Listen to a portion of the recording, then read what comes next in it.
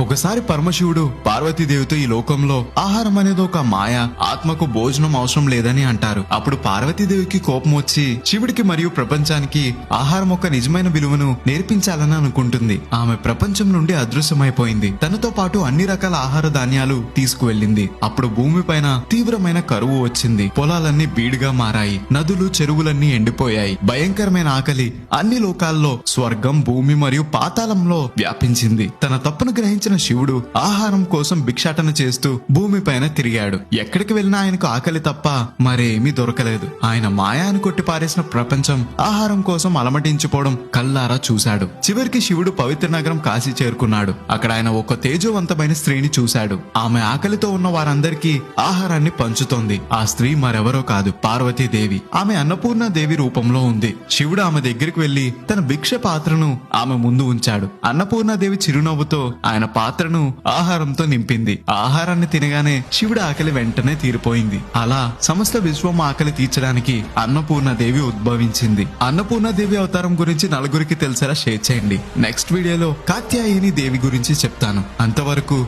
Godavari station ని follow అవ్వాలి మరి.